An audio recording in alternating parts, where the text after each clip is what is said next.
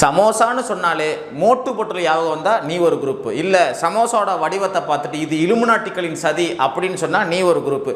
ஆனால் நிறைய பேர் என்ன சொல்கிறாங்கன்னா, சமோசா உண்மையாகவே இந்த பிரமிடு அப்படிங்கிற வடிவத்திலேருந்து வந்திருக்கலான்னு நினைக்கிறாங்க. பிரமிடுனா அப்போ எகிப்திலேருந்து வந்துச்சா அப்படின்னா எகிப்திலேருந்து வரலை. மிடில் ஈஸ்ட் பகுதி ஆட்சி பண்ண முஸ்லீம்காரங்க காலத்தில் தான் என்ன உருவாயிருக்குன்னா சமோசா உருவாயிருக்கு. ஆனால் அந்த சமோசாக்கும் நம்ம இப்போ சாப்பிட்ற சமோசாக்கும் ஒரு முக்கியமான வித்தியாசம் இருக்குது. மிடில் ஈஸ்ட் ஆட்சி பண்ண முஸ்லீம்காரங்க காலத்தில் தான் சமோசா உருவாயிருக்கு. அப்போ எகிப்தும் அவங்களுக்கு சொந்தமான ஒரு ஏரியாவாக தான் இருந்துச்சு.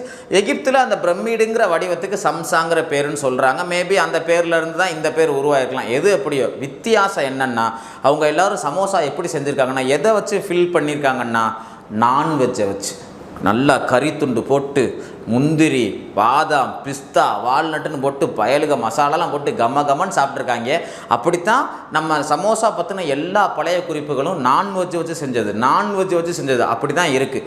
அதை எப்படா இங்கே உருளைக்கிழங்குக்கு நம்ம ஆளுங்க மாற்றினாங்கன்னா, அங்கே அந்த பகுதியிலேருந்து இந்தியாவுக்கு வந்த சமயக்காரங்க இருக்காங்கல்ல, அவங்க இந்தியாவில் டெல்லி சுல்தான் முகலாயர் முஸ்லீம்கள் ஆட்சி பண்ணப்போ தான் அங்கேருந்து நிறையா முஸ்லீம் சமயக்காரங்க வந்திருக்காங்க. அவங்க காலத்தில் இங்கே நம்ம நாட்டில் பார்த்திங்கன்னா டெல்லி சுல்தான் காலத்தில் முகலாயர் காலத்தில் எல்லாமே நான்வெஜ் வச்சு தான் சமோசா செஞ்சுருக்காங்க.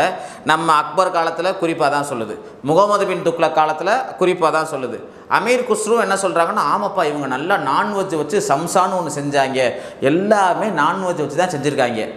எப்படா உருளைக்கிழங்கு வந்துச்சு அப்படின்னா, உருளைக்கிழங்கு போர்ச்சுகீசியர்கள் தான் இந்தியாவுக்கு அறிமுகப்படுத்தினாங்க. அந்த உருளைக்கிழங்குல ஒன்று சொல்கிறேன். நம்ம ஹிந்து மத கோயில்களில் பார்த்திங்கன்னா இந்த இஞ்சி பூண்டு வெங்காயம் இந்த உருளைக்கிழங்கு ஐட்டங்கள்லாம் சேர்க்க மாட்டாங்க. ஏன்னா அது மண்ணுக்கு அடியில் விளையுது, தீய சக்தின்னு இந்த ஹிந்து மதம் சொல்லுது.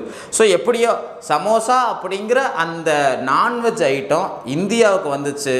இங்கே தான் எல்லாமே ஈஸியாக வெஜ்ஜாக மாறிடுமோ. ஸோ நான்வெஜ் ஐட்டம் இங்கே வந்ததுக்கப்புறம் தான் வெஜ் ஐட்டமாக மாறுச்சு.